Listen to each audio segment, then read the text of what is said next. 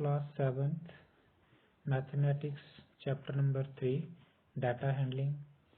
Data handling क्या होता है? किसी भी इंफॉर्मेशन को टेबल की फॉर्म में लिखना। मान लो ये हमारे पास एक टेबल है, इसमें हम क्या लिखते हैं? पहला कॉलम लिख देते हैं डेज, संडे, मंडे, ट्यूसडे। यहाँ पे हम टेम्परेचर लिख देते हैं।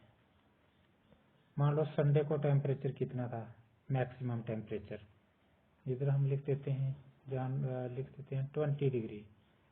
मंडे को कितना था, मान लो 25 डिग्री। ट्यूसडे को कितना है, 30 डिग्री। इस तरह से, तो इस तरह से कोई भी इंफॉर्मेशन हम टेबल की शक्ल में लिखें, जब भी उस टेबल को देख के हम कोई भी इंफॉर्मेशन जो है वहाँ से वो समझ सकते हैं। तो इस तरह का जो इंफॉर्मेशन को कलेक्ट करना, इसी को बोलते हैं डाटा हैंडलिंग। अब हम स्टार्ट करते हैं एक्सरसाइज 3.1 का question number 1।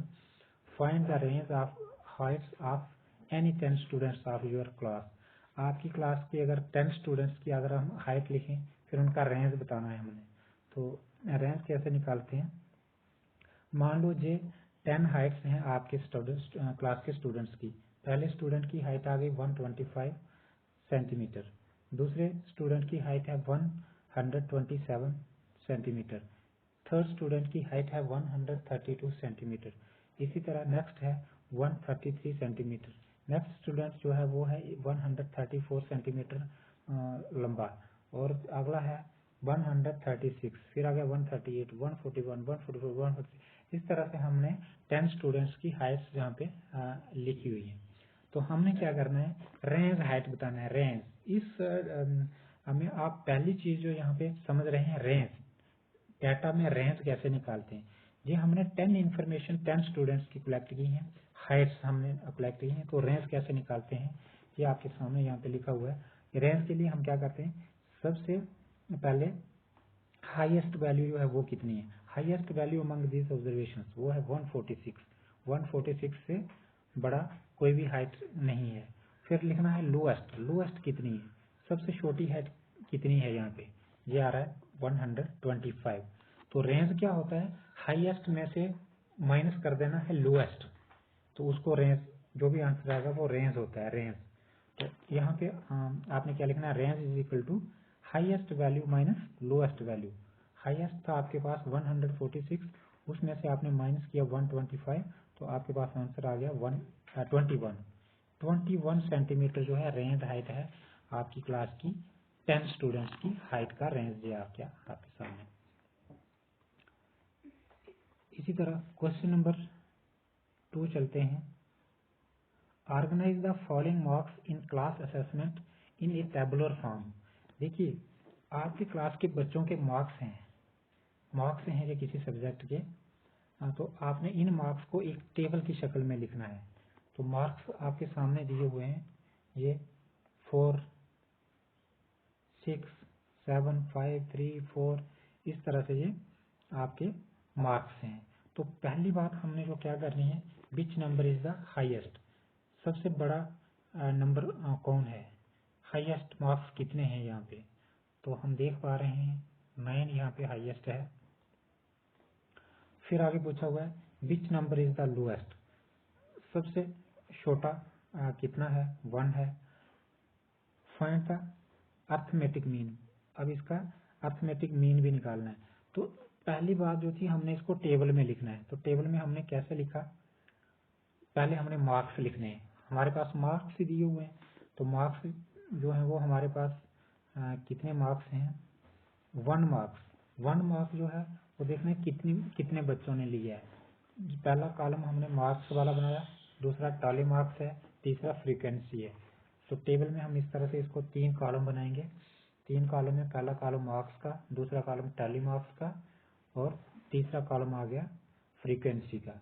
Marks, tally marks और फ्रीक्वेंसी। अब मार्क्स वाले कॉलम में हम ऊपर से नीचे मार्क्स लिखेंगे। तो सबसे छोटा मार्क्स 1 था, 1 मार्क भी है। तो 1 मार्क्स कितने स्टूडेंट्स का है? तो उसमें हमने देखा 1 एक ही स्टूडेंट का 1 मार्क है, तो फ्रीक्वेंसी एक ही होगी। तो टैली मार्क्स में हम कितने मार्क्स लगाएंगे ऐसे।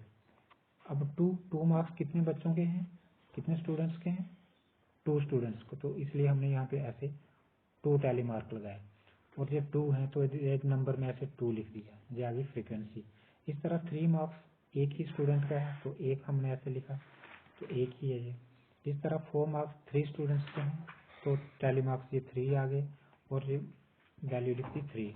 इस तरह 5 मार्क्स कितने हैं, 5 मार्क्स 6 स्टूडेंट्स के हैं तो 6 जो है टैली मार्क कैसे लगाते हैं, इस तरह से 5 जो है वो वर्टिकल लाइंस लगानी है, एक ऐसे क्रॉस में लगानी है, तो जो हो गया 5, तो 5 ऐसे वैल्यू में लिख देना है।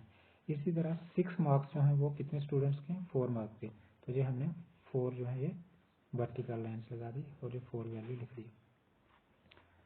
इस तरह से 7 मार्क्स जो है वो 2 स्टूडेंट्स के हैं, 7 मार्क्स 2 स्टूडेंट्स के हैं, तो ये हमने 2 जो है वर्टिकल लाइन यहाँ पे डाल दी, तो ये आ गया टैली मार्क्स और इसको 2 ऐसे वैल्यू में लिख दी, तो ये आ गया हमारा। इस तरह से 8 मार्क्स कितने स्टूडेंट्स के हैं, 8 मार्क्स एक ही स्टूडेंट का है और 9 मार्क्स एक स्टूडेंट का है। अब हमें कुछ क्वेश्चन पूछे हुए थे, अब हमें कुछ क्वेश्चन पूछे गए हैं, ये टेबुलर फॉर्म में तो हमने इसको लिख दिया, इसको फ्रीक्वेंसी टेबल भी बोलते हैं हम। अगर फ्रीक्वेंसी टेबल पूछा है तो भी ऐसे ही हमने बनाना है। अब क्वेश्चन नंबर 1 जो हमें पूछा था, हाईएस्ट नंबर देखो, मैक्सिमम मार्क्स जो है सबसे हाईएस्ट मार्क्स 9 है, लोएस्ट मार्क्स 1 है, मैंने पहले आपको बताया था। अब रेंज निकालना है तो हाईएस्ट में से लोएस्ट माइनस कर दो, 9 - 1 = 8 है। अब चौथे क्वेश्चन में आपको पूछा था, क्या पूछा था, फिर से हम देख लेते हैं फोर्थ क्वेश्चन क्या था। फोर्थ क्वेश्चन में पूछा था फाइंड द अर्थमेटिक मीन। देखिए अर्थमेटिक मीन कैसे निकालते हैं। अर्थमेटिक मीन होता है, अर्थमेटिक मीन निकालने के लिए हमने सबसे पहले जितने भी आपके पास ये ऑब्जर्वेशन हैं, जितने भी जो हमारे पास डाटा है, इस सबको प्लस करना है, जितने भी हैं ये सबको प्लस करना है। प्लस करके हमारे पास 100 आ गया। अब ये हैं कितने स्टूडेंट्स हैं ये सारे जिन्होंने ये मार्क्स लिए, तो वो हैं 20। अब जो हमारा सम आया 100, उसको अर्थमेटिक मीन जो होता है सम ऑफ ऑल ऑब्जर्वेशन, सारी ऑब्जर्वेशन को सम करके उसको 20 से डिवाइड करना है, तो अर्थमेटिक मीन जो हमारे पास आ गया 5। ये 5 हमारा आंसर है अर्थमेटिक मीन। इस तरह से क्वेश्चन नंबर 3 हम देखते हैं, find the mean of the first 5 whole number. अब हमने मीन निकालना है, मीन पूछा हो, एवरेज पूछा हो, अर्थमेटिक मीन पूछा हो, ये सभी का मीनिंग एक ही होता है। और उसको निकालते कैसे हैं, जो भी हमारे पास ऑब्जर्वेशन हैं, जो वैल्यूज हैं, उन सभी को ऐड करना है और जितनी वो वैल्यूज हैं उससे उसको डिवाइड करना है, तो वो हमारे पास average the mean the arithmetic mean वो निकलता है। तो हमने मीन निकालना है 5 होल नंबर का, फर्स्ट 5 होल नंबर। तो होल नंबर आपको पता है 0 से स्टार्ट होते हैं, 0 1 2 3 4 5 6 ऐसे सो ऑन, ये सारे होल नंबर्स होते हैं। तो हमारे पहले 5 होल नंबर कौन से आ गए हमारे पास, 0 1 2 3 4 एंड 4, 0 1 2 3 4, ये हमारे फर्स्ट 5 होल नंबर हैं।